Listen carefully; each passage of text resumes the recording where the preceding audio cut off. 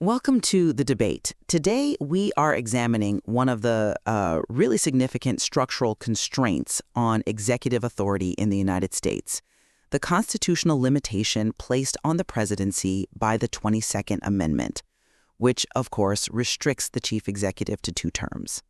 It's an amendment that, well, it codified a norm that Franklin D. Roosevelt broke, didn't it? And it raises some really fundamental questions about, the balance between protecting liberty and ensuring effective governance. Exactly. So our central question today is this. Does the 22nd Amendment ultimately succeed in strengthening democratic governance and accountability? Does it act as a necessary check against sort of the accumulation of power? Or does it primarily undermine executive competence and effectiveness by introducing these critical lame duck problems and, well, maybe perverse incentives? Now, I argue that the 22nd Amendment is a vital, historically necessary constitutional check against any slide toward autocracy, really reinforcing the supremacy of the popular mandate. And I come at it from a different angle. I believe presidential term limits unnecessarily sacrifice the proven benefits of electoral accountability and high-quality, experienced leadership. And I think this creates persistent, measurable, detrimental effects on governance itself. Okay, I see why you might think that. But let me offer a perspective rooted more in constitutional history and maybe the lessons of the past. The 22nd Amendment wasn't, some radical new idea. It really just formalized a long-standing tradition, one dating back to George Washington himself. Thomas Jefferson was actually quite clear on this. He argued that if a limitation on the services of the chief magistrate wasn't fixed by the Constitution, the office, nominally for years, will in fact become for life. History, he pointed out, shows how easily that degenerates into an inheritance. So the formal passage of the amendment in the 1940s, that was driven specifically by the fear of political power accumulating in one person's hands. The aggrandizement, consolidation, and even usurpation of political power by the executive branch. This was clearly a direct reaction to Roosevelt's unprecedented 4 terms. Proponents, they saw the amendment as the single greatest tool for preventing the office from becoming too personalized. It fulfilled the Constitution's deepest mandate to limit power and ensure accountability through essentially mandated turnover.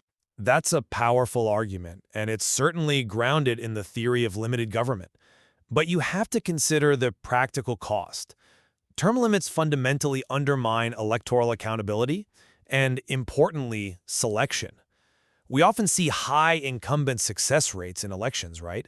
And political science research suggests this is often due to something called positive selection. Okay, you might need to unpack that a little bit for us. Positive selection? Certainly. Positive selection basically means that voters are generally pretty effective at distinguishing high-quality leaders from low-quality ones. So re-election, in this view, isn't a failure of the system. It's actually a ratification of proven success and competence. Now, when you term limit an official, you remove the most immediate and arguably powerful incentive for them to do a good job, which is the incentive of getting reelected. I mean, why would they exert maximum effort, maybe politically risky effort, when they're no longer accountable to the people for keeping their job? Well, surely they have a duty to the office, to the country, and they certainly care about their historical legacy. They do, of course they do, but that's more of a philosophical motivation, isn't it? Not really a functional political one. And the imposition of term limits, empirically, seems to damage governing ability. There's research showing that officials who face term limits tend to become, less professional, maybe less innovative, and crucially, they lose influence relative to unelected staff, bureaucrats, and governors who aren't similarly constrained. Plus, the limits create this highly dangerous lame duck period, where the president's decisions face less political scrutiny, they're often rushed, and they can end up binding the incoming administration against the electorate's, current demonstrated will. I'm just not convinced that the risk of reduced professionalism, which, let's face it, can be mitigated by installing competent staff around the president, outweighs the fundamental risk of an imperial presidency down the line. Okay, well, let's focus squarely on that inherent trade-off then, preventing autocracy versus maintaining functional accountability. You emphasize that the quadrennial judgment of the people is the essential check on the executive. But term limits actually remove that check after the second election. We are forcing out a president who might still enjoy wide public support, sacrificing their unique experience, their expertise, simply because they reach some arbitrary clock limit. Why accept a system where a high-quality, positively selected president is forced out when the voters themselves might actually prefer to keep them? Well, look, while short-term effectiveness might suffer a bit in the final months of a term-limited president, eliminating term limits altogether would sacrifice the president's one absolute overseer, which is the certainty of eventual departure, preventing that kind of institutional entropy. The goal of the 22nd Amendment isn't just about the quality of policy output in year 8. It's about limiting overall federal power and avoiding those entrenched claims on power that critics of perpetual office deeply feared. The moment a president becomes a figure who seems too powerful to dismiss, the office itself is functionally changed. And furthermore, we actually have empirical evidence suggesting what happens when that electoral check is removed. Studies on term-limited governors, for instance, show they tend to tax and spend more than those who are eligible to run again. That demonstrates a direct policy cost when the electoral incentive is gone, a cost the 22nd Amendment helps minimize by enforcing turnover. But that policy cost is precisely my point. Reduced accountability leads to worse outcomes, whether that's higher spending or just poor quality policies. And we see this acute lame duck problem created by that rigid time limit. How so? Well, term limits seem to encourage the very contentiousness they maybe seek to avoid by compressing controversial decisions into a short, final window. This often bypasses broader public debate. History is frankly littered with significant foreign policy and military decisions made in lame duck periods, precisely because the president knows they can't be punished by the voters anymore. Think about President George H.W. Bush sending 30,000 troops to Somalia after he lost the election, or President Carter issuing the Algiers Declaration, committing the U.S. to a pretty controversial deal to end the Iranian hostage crisis, basically on his last day in office. These feel like hard-to-reverse, sometimes liberty-restricting actions taken when the president's mandate has, for all intents and purposes, expired. That's an interesting point, though I might frame the risk a bit differently. The danger of the lame duck period, I think, is defined by two axes: whether the action is genuinely liberty-restricting and whether it's truly hard to reverse. But the constitutional and judicial framework, it actively opposes actions that seek to completely restrain a successor's rightful authority.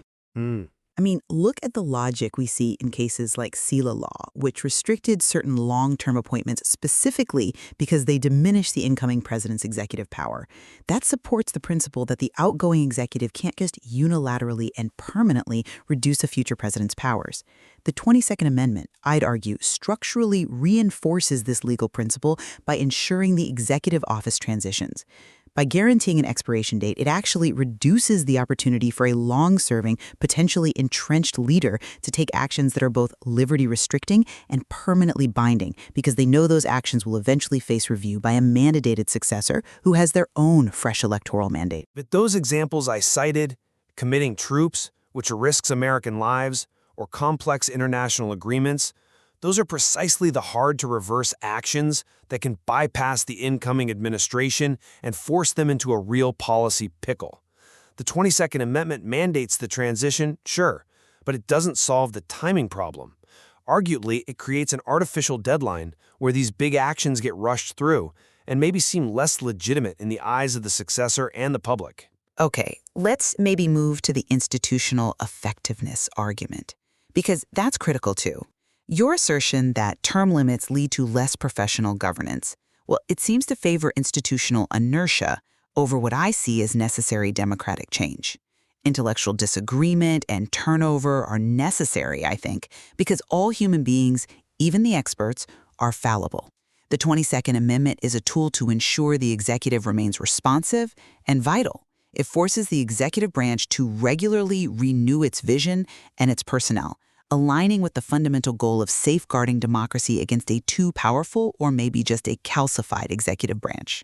But the structure of modern government inherently requires an enormous amount of specialized competence in the executive branch.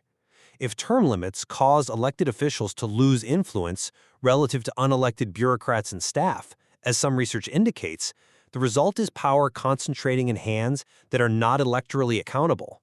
The centralization of power away from the elected official and into the permanent, professional bureaucracy, that seems like the opposite of democratic accountability, doesn't it? Years of relationship building, deep specialized knowledge. Term limits fundamentally disrupt the necessary ability of top officials to negotiate and compromise effectively over time. The incoming cabinet, almost by definition, simply doesn't have the same institutional capital or specialized experience that the outgoing team possesses, especially deep into those second-term years. Okay, I understand the efficiency argument. I do. But we have to question the underlying premise that continuity is always inherently superior. Turnover forces the executive to be lean, to be responsive.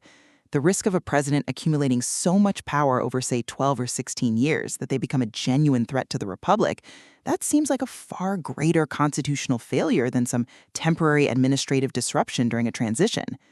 We have to trust that the new president, arriving with a fresh mandate, can install competent leaders and leverage the structural safeguards of the office to maintain control over the permanent bureaucracy. The alternative is accepting a potentially perpetual president just for the sake of administrative ease. And that, I think, is a trade-off the framers and certainly the 22nd Amendment proponents rightly rejected. A difficult balance, no doubt. Indeed. So, to sum up my view, the need for the 22nd Amendment is really rooted in painful historical experience and the core constitutional commitment to checks and balances. Allowing a president unlimited terms risks the ultimate harm, that slide toward autocracy, the blurring of the office with the individual. And that's an outcome far more damaging, I believe, than any temporary decrease in executive effectiveness or the inherent challenges of a transition period. We just have to maintain that normative and legal wall against perpetual presidencies. And from my perspective, while the theoretical fear of a perpetual president is certainly compelling, maybe even visceral, the empirical evidence suggests that mandated term limits introduce persistent, measurable costs to governance. They sacrifice experienced and often positively selected leadership, and they create this acute lame duck problem that can undermine democratic accountability either when a high-quality president is forced out, or perhaps more worryingly, when a defeated or retiring president can take binding, hard-to-reverse actions in their final months, unchecked by electoral consequences. So this discussion really highlights that inherent tension, doesn't it? Between the desire to limit power structurally, almost prophylactically, and the objective need for effective, accountable governance that's rooted in expertise and, well, electoral incentives. Absolutely. The material provides strong evidence for both the protective function argument you've made and the functional costs that I've outlined regarding fixed presidential terms. It just reminds us really that every constitutional solution involves these challenging, complex trade-offs. There's rarely an easy answer.